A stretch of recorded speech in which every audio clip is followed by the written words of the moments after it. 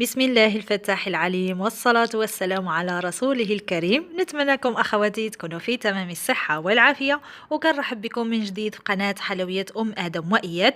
وفيديو اليوم غيكون عبارة عن حليوة إن شاء الله غتكون جديدة بواحد العجينة سحرية كتحصلوا بها على حلوى كتذوب في الفم إن شاء الله.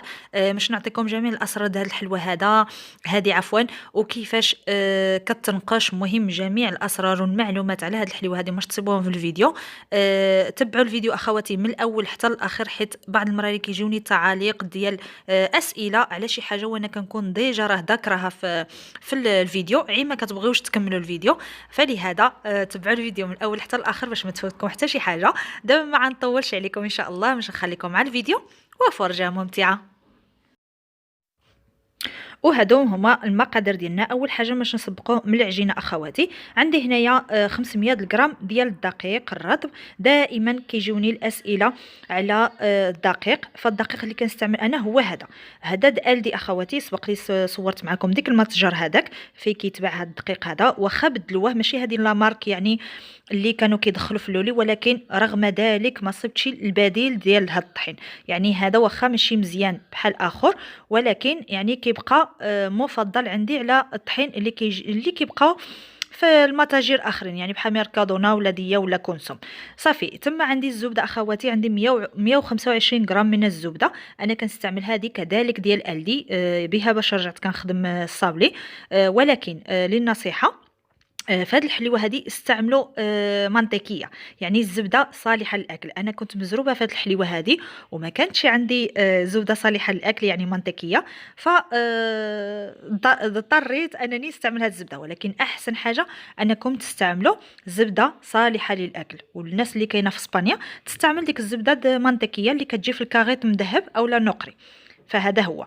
فهنايا اخواتي كنزيدوا ديك معلقه ديال زيت المائده. صافي وكنبسبسوا الخليط ديالنا بديك الزبده والزيت، يعني كنبسبسوهم مزيان حتى كنحصلوا على واحد الخليط. ديك الطحين يعني كتكون تغلف كامل بديك الزبده والزيت كما كتشاهدوا معايا هانتوما شفتوا. صافي كنزيدوا البيضه ديالنا، وعندي تما الماء الزهر. الماء الزهر عندي دافئ ماشي بارد اخواتي، استعملوه دافئ باش هكا ما تحصلوش على واحد العجينه قاصحه ويابسه ما تبغيش تطلق معكم. فلهذا انا دفيته واحد شويه. هنا عندي كاس عنبه، وعاد تشوفوا معايا شحال باش نحتاج. صافي مع ديك البيضه هذيك صافي وكنخلطوا، يعني ما كتحتاج لا العجين بزاف لا الدليك لا حتى شي حاجه. فقط هاد العمليه يعني هاد لاستيوس اللي كنعملوا لهاد الطحين هذا كنبسبسوه بالزبده، فهو كيعطينا واحد النتيجه مزيونه في الحلوه ديالنا، كتجي هشيشه ما شاء الله وكتذوب في الفم. فهذا هو السر هذه العجينه، يعني ما كتعجن ما والو. فقط كنعملوا لها الطريقه هذه باش كنحصلوا على الحليوه ديالنا كتجي غزاله ما شاء الله. صافي وما تكثروش الماء الزهر، يعني فقط تجمع لكم العجينه ديالكم، تشوفوا عندكم واحد العجينه يعني نوعا ما لينه في اليد ديالكم. صافي كنكتفيو. ها انتم كتشوفوا يعني العجينه ديالي لينه ماشي قاصحه، ولكن هي كتبقى هكاك، يعني ما كتحصلوش على واحد العجينه متماسكه ولا منسجمه، كتحسوا على كتجمع لكم بالطروفه. صافي وبالنسبه للكميه ديال الماء الزهر نقولوا حنايا نص كاس عنبه، زيد واحد شويه، ولكن كيبقى دائما على حسب النوعيه ديال الدقيق. صافي هنا عملتها في البلاستيك الغذائي وماش نخليها ترتاح على ما نوجدوا العقده ديالنا.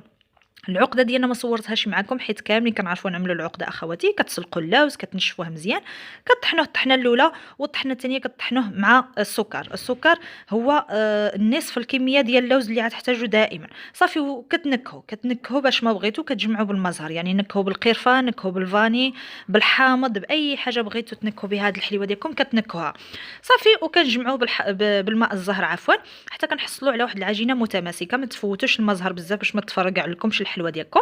صافي وكنشكلوا كويرات. هاد الكويرات انا وزنتهم اخواتي باش نوري لكم يعني مع الميزان، حيت بزاف الناس بعض المرات الله يهديهم ملي كنوري لكم هيدا الكويرات ديجا موزونين كيقولوا لي زعما ماشي هذاك هو الوزن الحقيقي، يعني بحال اللي كيشوفوها عيب العين وكيتجي لهم كبيره ولا كيف المهم الله يهدي ما خلق وصافي. على داكشي انا كنبغي الشفافيه في الوصفات ديالي، وكنوري لكم كلشي باش تشوفوها على عينكم. شفتوني المرشم اللي غنستعملوا لهاد الحليوه زائد لهاد المنقاش اخواتي. شوفوا عنده الريوس ديالو يعني ستيتوين، السنينات ديالو ستيتوين ماشي كبار. المهم المنقاش اللي عندكم عزيز عملوا به هاد الحلوه لا مشكله. صافي دابا باش نوزن معكم الحليوه ديالنا ان شاء الله. المهم العقده ديالنا باش تشوفوا شحال فيه هذا الوزن. هذه الحلوى كتجي متوسطه، واخا تشوفوا يعني ديك المرشم كبير، ولكن الحلوى كتجي متوسطه الحجم، يعني ما كتجيش كبيره وما كتجيش ستيتوا. فقط استعملوا هاد القياسات اللي غنعطيكم في هاد، لا بالنسبه للعقده لا بالنسبه للعجينه. فهنايا بالنسبه للعقده الكويرات عملتهم على وزن 12 غرام. المهم شفتوا في الاولى خرجت 11 ولكن الاغلبيه كانوا 12. نتوما ما تفوتوش 12 وما تهبطوش على 11، يعني عاد تجي لكم ما عاد يجي لكمش بديك المرشم. صافي هنايا وجدت يعني الحبات انا اللي كانوا عندي مطلوبين، حيت كنا نخدم غير البلاطوس بهم. صافي العجينه ديالي من بعد ما كترتاح اخواتي كنخليوها ترتاح، كترجع من ساجمه وكطوع معنا. ما تخافوش من العجينه انها ما تشكلش معكم ولا شي حاجه. هانتوما دابا تشوفوني كيف غنخدم بها، يعني لا مشكله. صافي حتى هي كنحضر منها كويرات. هانتوما كتشوفوني على وزن 15 غرام. هذا هو الوزن المناسب بالنسبه، لا بالنسبه للعقده لا بالنسبه للعجينه. صافي غنشكل هنا معكم معي واحد الجوجه، من بعد انا باش نكمل الخدمه ديالي باش هكا ما نزيدش نطول عليكم الفيديو كتر وكتر. صافي هانتوما الوزن 15 غرام. ودائما خليوكم محتفظين بها في البلاستيك الغذائي، سواء العقده ديالنا يعني الكويرات مغطيين، سواء العجينه، باش هكا الحاجه ما تنشف للناشي. صافي وكنبداو كنطلقوا ديك الكويرات العجين عي بيدنا، وكنركزوا اكثر حاجه على الحواف. يعني ما ترققوش العجينه من الوسط، من الحواف اكثر، حيت الا رققتوها من الوسط باش تقطع لكم العجينه ديالكم. فصافي من بعد ما كنطلقوا العجينه ديالنا مزيان كنعملوا ديك العقده د اللوز ديالنا. صافي وكنشدوا ديك الملتقى د العجين كنسدوه مزيان اخواتي، ما تخليوش العقده د اللوز كتبان، سينو باش تخسر لكم الحلوه ديالكم ما يدخل الفران. صافي وكنكوروها على هذا الشكل هذا كما كتلاحظوا معايا. نعاود معكم وحده ثانيه. هانتوما كنركز اكثر على الحواف، يعني كنبسط العجينه من الحواف اكثر. صافي وكتقيسوا صيبتوا العجينه ديالكم صافي، يعني كتغطي ديك اللوز كامل، كتجمعوها كتصيبوا باقي كتزيدوا تطلقوها اكثر. صافي وكنشكل الكويرات على هذا الشكل. دابا باش نشكلوها مع بعضياتنا.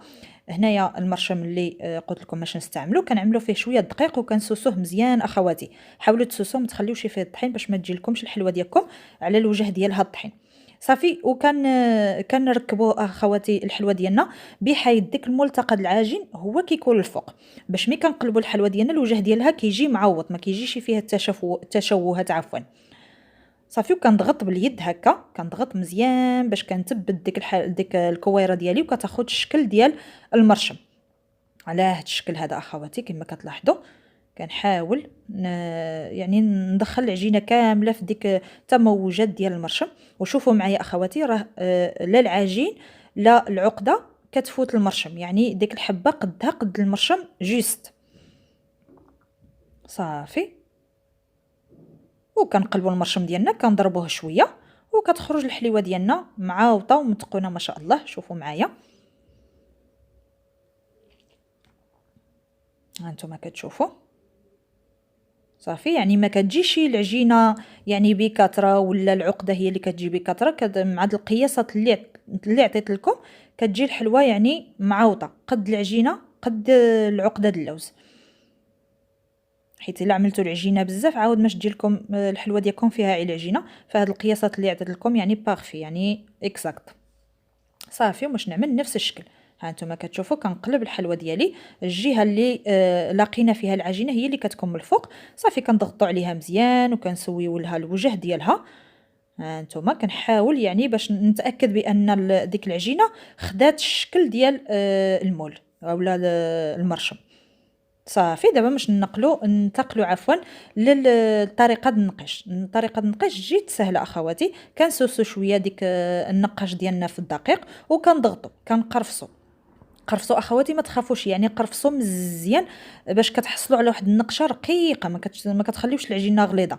والنقشه الثانيه اللي كنقشوا كنشبروا واحد شويه من النقشه الاولى باش باش بحال اللي يشوفها يقول يعني منقوشه نقشه وحده، يعني ماشي منقوشه جوج د المراري، يعني بحال اللي تقول عندنا منقاش كبير على ديك الشكل، يعني نقشناها مره واحده.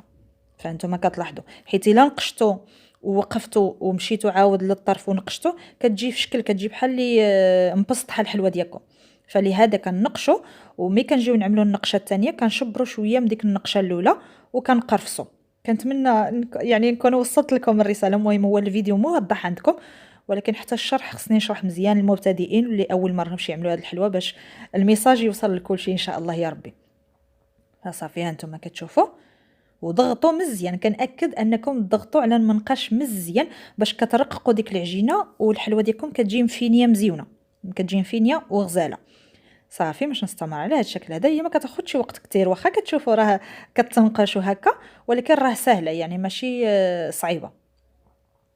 واصلا يعني الحلويات اي حلوه خصكم تخصصوا ليها الوقت ديالها، ما كاينش شي حلوه كدير اليد وحلوه ما كديش اليد، ولكن مهم اي حاجه كدير لنا اليد في الحقيقه. صافي. ودابا النقشه الثانيه اللي باش نعملو هي ان بين كل جوج النقشات باش نشركوهم بواحد النقيشه. انا كنبين لكم في الفيديو، ولكن باش نوري لكم اكثر. ها انتم كتشوفوا بحال كل جوج النقشات كنجمعوهم بواحد النقشه. المهم نتوما كتبعوا عي ديك الرشمه اللي كيخلي لكم الطابع ديالكم، اولا ديك الطابع، المهم الطابع اللي طبعنا به الحلوه ديالنا، يعني كتبعوا فقط ديك الزواقه اللي كيخلي لنا كتبعوها بالمنقاش. صافي. وكيكون على هذا الشكل هذا. ومره مره نسوسو المنقاش ديالنا في الطحين باش هكا ما كتلصقناش فيه العجينه، وكنحصلوا على هذا الشكل هذا. كيجي الشكل ديالها غزال اخواتي، والله زعما بقى في الفيديو ما كتظهرش، ما كتبرزش الجماليه ديالها يعني كامله، ولكن مباشره روعه ما شاء الله. كنتمنى ان شاء الله تجربوها بهذه الطريقه هذه باش تنال الاستحسان ديالكم ان شاء الله. صافي. هنايا كنت عندي واحد الطاوه مفرشه فيها ورق الفرن، استفت فيها الحليوه ديالي كامله، وهنا الوسط ديالها خصكم تقبوه بشي شوكه، ما صورت لكمش هذه المرحله. صافي. نغطيو الحلوه ديالنا بشي منديل نقي، ونخليو ان شاء الله حتى للصباح. دابا مثلا نتوما عملتوها في الصباح تقدروا طيبوها في الليل، عملتوها في الليل طيبوها في الصباح، يعني بحال نقولوا حنا خصها تجلس تنشف 12 ساعه راها كافيه. وبالنسبه لطريقه الطهي ديالها اخواتي، فانتم دائما الحلويات ديال اللوز انا عندي لهم طياب واحد، كنشعل الفران وكنقصلو يعني على عافيه مهيله، وكندخل الصينيه ديالي، يعني العافيه كتكون فقط من الاسفل حتى كنشوفهم صافي تحمروا من التحت، فكنشعل عليهم من الفوق شويه فقط عيد تشمع لهم ديك العجينه. صافي. وكنزولهم كيف كيكونوا طايبين. ها نتوما شوفوا معايا تشكيتها، كتشوفوا راه ديك الفارغ اللي في الوسط كنتشكوه، ضروري تشكوه باش من العجينه ديالكم ما كتنفخش. صافي. وكتكون الحلوه ديالنا واجده. دابا هنا باش ننتقلوا لعمليه التزيين، هنا باش نحتاجوا شويه د الناباج باش ندهنوا الحلوه ديالنا. وهنايا عندي واحد الخليط ديال المكسرات اللي كنت خدمت بهم ديجا، الباطوات اللي كيتعمروا بفواكه الجافه والحلوى معسله، الزبيب تما. المهم واحد الخليط يعني الاختياري لكم، كتجمعوه شويه بالعسل وكتعمروا به ديك الفراغ. فصافي. هنا انا النباج تقدروا تسخنوه، تقدروا عيد طربوه هيدا واحد شويه وكيفسخ راسو بيدو. صافي. وكتدهنوا به الحلوه ديالكم. كذلك تقدروا تعسلوا الحلوه ديالكم. بالنسبه للناس الجزائر تحيه لهم كبيره من هذا المنبر، تقدروا حتى هذه الحليوه هذه تعسلوها لا مشكله، يعني تعسلوها في العسل، تسخنوا العسيله ديالكم والحلوه ديالكم تكون بارده، تغطسوها في العسل وساعتين تصفيوها ان شاء الله وتزينوها لا مشكله، يعني سواء تدهنوها سواء تعسلوها لا مشكله، كتجي مزيونه في كلتا الحالتين. فصافي. هنا من بعد ما يعني عملت النباج الحلوه ديالي كامله الكميه اللي ماش نحتاج، فكنعمروا ديك الفراغ ديالهم بهاد الحشوه هذه. الحشوه يعني اختياريه، انا كتعجبني هاد الحشوه هذه، يعني كتجي الحلوه ديال اللوز فيها حتى المكسرات، كتجي شي حاجه مزيونه، كتعطي واحد التناسق مزيون، ولكن كيبقى الاختيار لكم لا مشكله. صافي. وكنحصلوا على هاد الشكل هذا، كتجي غزاله ما شاء الله. وصدقوني يعني الجماليه ديالها ولا القوام ديالها ما شاء الله كيجي غزال. فصافي. نتلاقاو ان شاء الله في اخر الفيديو باش نشوفوا القوام ديالها ونقول لكم الثمن ديالها ان شاء الله بحول الله. فهذا هو كيكون الشكل النهائي ديال الحليوه ديالنا. كما كتلاحظوا كتجي رائعه ما شاء الله. تقدروا تقدموها حتى في الكؤوس ورقيه. شنو انا في هاد البلاطوات يعني كانوا ديجا عندي حلويات فيهم الكؤوس ورقيه، فما بغيتش نشارجي كتار البلاطوات بهذا التزيين هذا، فخليتها حسبيه، يعني خليتها عاديه كما هي. صدقوني هاد الحليوه كتجي رائعه، كتجي هشيشه، العجينه ديالها تماما كتجي بحال الحلوه ديال التمر. جربوها ان شاء الله، انا اكيده باش تنال الاستحسان ديالكم، وحتى لا عملتوها للزبائن ديالكم حتى هما باش تعجبهم.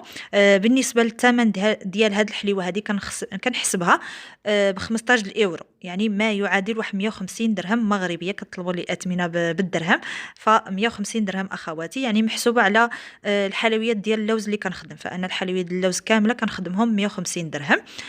صافي. هادشي اللي كاين اخواتي. نتمنى ان شاء الله تكون نالت الاستحسان ديالكم هاد الحليوه، وتدعموني وتشجعوني كتار وكتار، واحبكم في الله. تلقاو في فيديوهات اللي ما جاي ان شاء الله بحول الله، ومع السلامه.